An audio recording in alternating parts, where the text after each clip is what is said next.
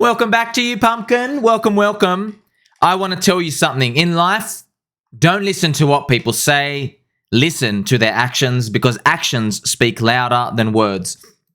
The founder of CRV has bought a $60 million property in Australia because he made a lot of money off CRV, the coin himself, a governance token. He's got $160 million ready to dump.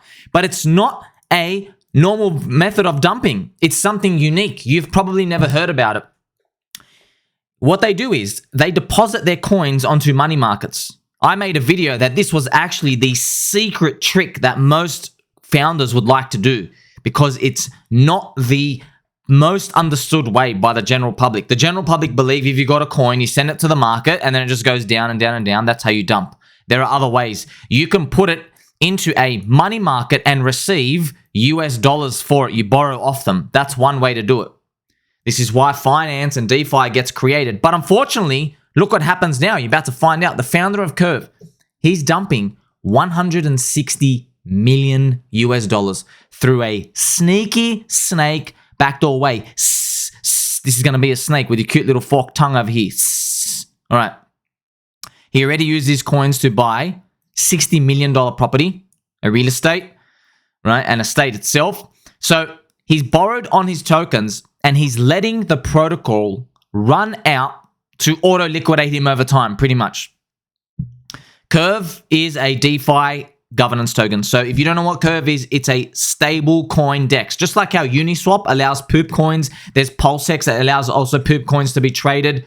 CRV is primarily built for stable coins. It uses a different formula than Uniswap because it wants to increase the efficiency and make it basically thick. Because for stable coins, they trade around near $1. So there's no point providing liquidity at $1.20, $1.50, $2. There's no point because you want to put it into the range. So they were able to make this protocol. It got popular and then now this is happening. So by the way, every coin is down, but I'm just going to tell you something, all right? Once you see your founder selling $60 million of your coin, you got to think twice. All right, you got to think, what do they know about it?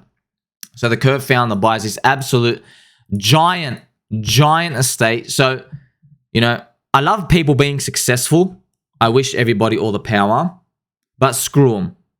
All I care about is the little guy or girl. There are grandmas out there. There are grandpas.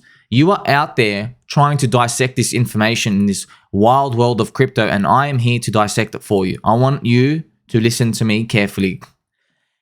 What do you think about somebody who gets rid of their coin after it's down 92%? You now have evidence. There's on-chain evidence. It's not about guessing. It's not maybe they did, maybe they didn't. There's rumors. No, this is 100% confirmed evidence. Crypto, the industry, the retail people, the normies, all of us, we don't take kindly to founders dumping. This happened in Litecoin. So now that you see CRV down 92%, I want to show you something. Litecoin was dumped by Charlie Lee. Litecoin was dumped a long time ago, back in 2017, and then he told everybody about it. So Charlie Lee was the founder of Litecoin. He dumped it. He dumped it here and he told everybody he dumped it. And he said the reason, this is the funny part, he said the reason for dumping was basically because he wanted to make it more decentralized. So he wanted to give his coins out. I know this came back to haunt him. Think about it. This happened 6 years ago, right? It's going to be lived forever. This is going to be known for like 20 years plus, because after that point, it dropped 94%. What do you think the people were thinking when someone calls them idiot? Because this is what hurts me. What hurts me is there are honest people like you. You're a baby doll, baby cake. You got your straight posture. You got your orange juice and your 3 ice cubes. You are sitting at a minus 94% loss. Maybe your 10,000 turned into 100,000. Everybody told you to get out. You believed in a bigger vision because you listened to the founder.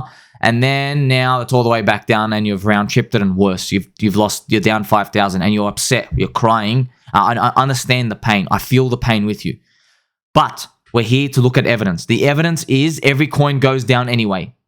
But as well, the crypto community does not forget when founders dump on the believers. Ever.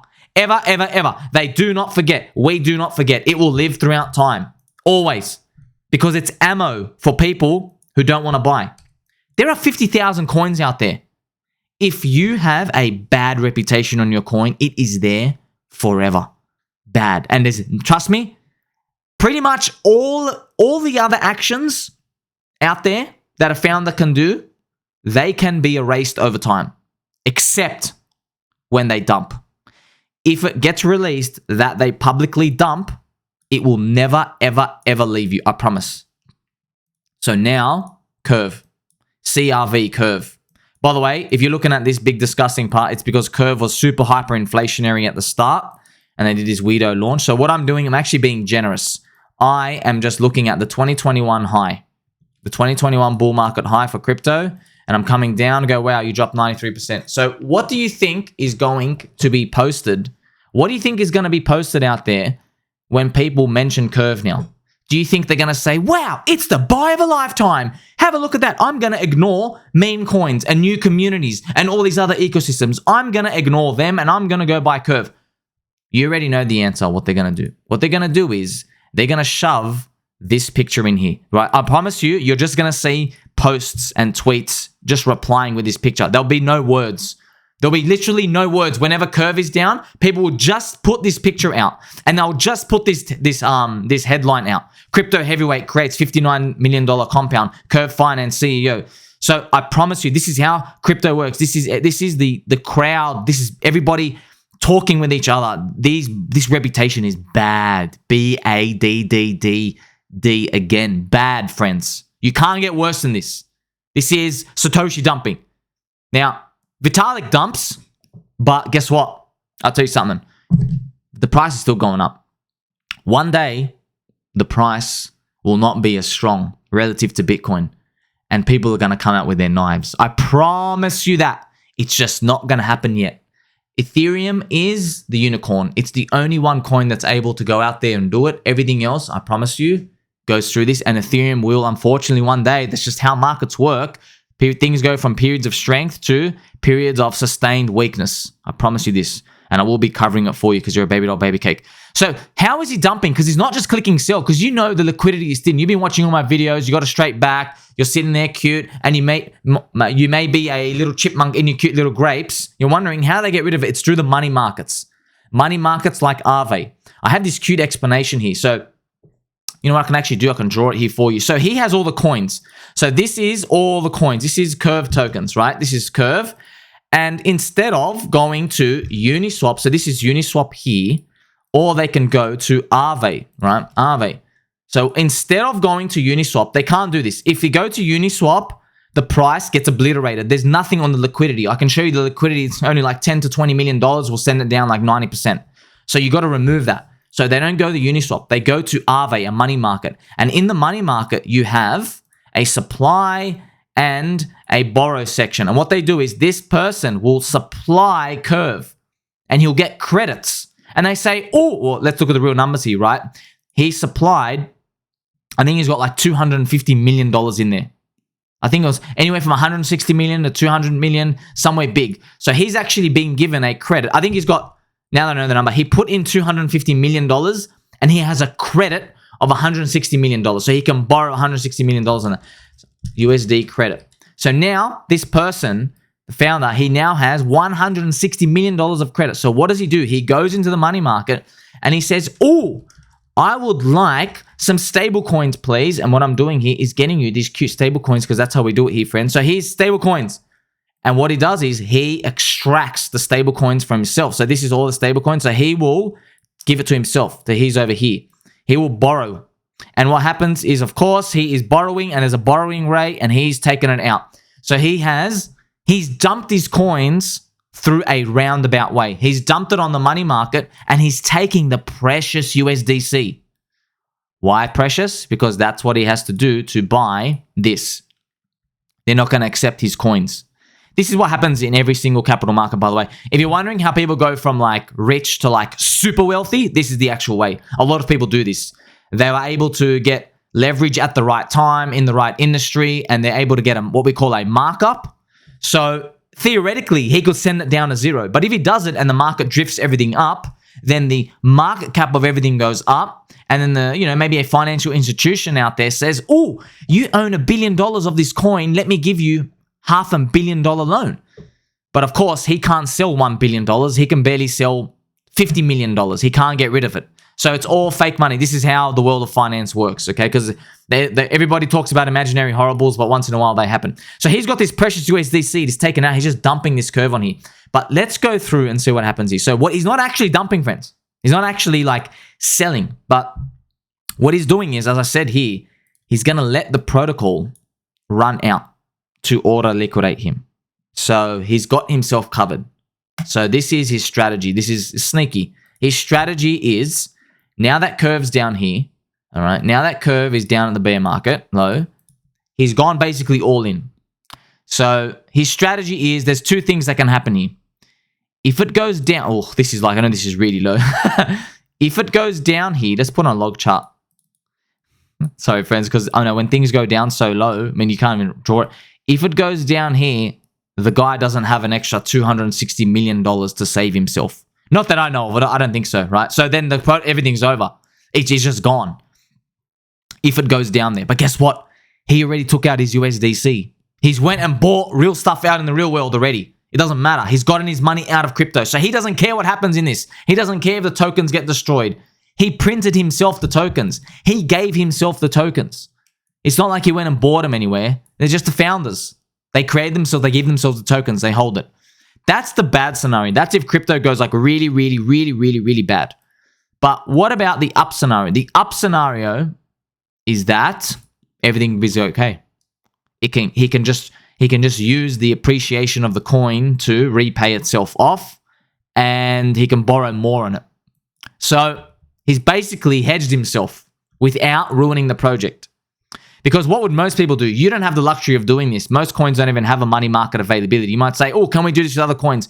You won't find, like for example, if you're in Hex ecosystem, there is a platform out there, but you're not going to find Aave just allowing the credits for Hex to be taken over, because they're probably scared that Richard Hart will come in and steal all the USDC. But it's funny, someone they did trust in Curve is actually stealing the USDC. So I'm telling you, friends, it's all the same game, all right? Finance is a game of sharks, and they all do this to each other. So just because they point three fingers at like Richard Hart, Pulse Chain, and Hex, they're all doing it to themselves either. So let them eat themselves alive. They're literally piranhas eating themselves. So this is the unfortunate scenario of what's happening. So as a quick summary, I can even show you. So borrowing against his own token is the best way of taking profits. That's what he's doing. Okay, let's read this.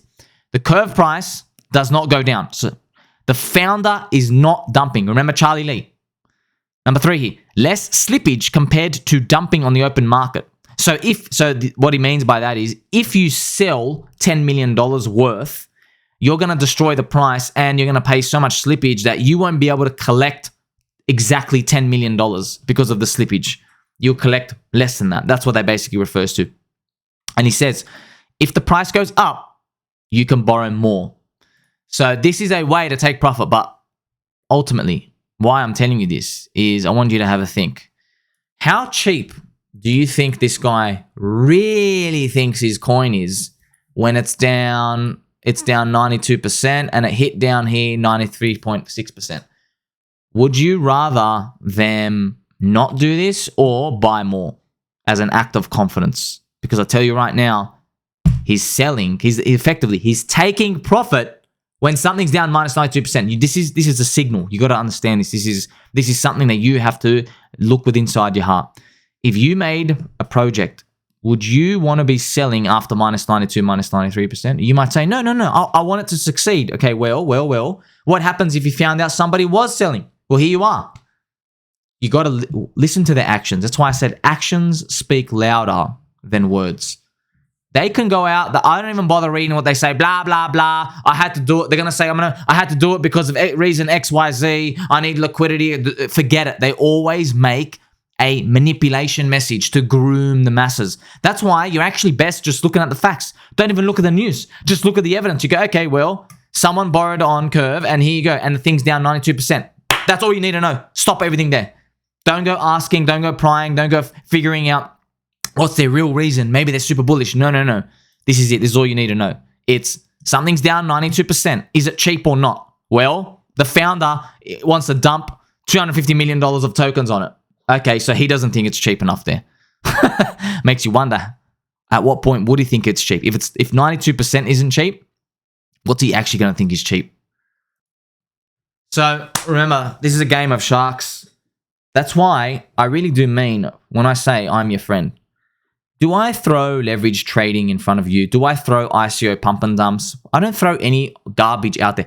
Everything I do, I am doing. I don't expect to win everything. I know you can't win everything. I'm just telling you what I'm doing. If I go down with the ship, who cares? I went down with the ship. You coming down with me or not? It doesn't matter. But I'm not going out of my way to give you garbage, filthy, unhealthy, leverage trading stuff and all this other junk that all these other influencers put in front of our faces. Because you deserve much better than that. Look at the bear market we've been through. You deserve so much better than that. So our first step is to confirm our friendship. Please confirm, like, subscribe, bell button, all. And second step is to remember that we're going to make it. So don't forget, actions speak louder than words. Don't take this too far, right? Because you can go mental thinking about these, right? So my final message, if you're holding curve, just be careful. That's all I'm saying. The founder doesn't think minus 94% down is cheap.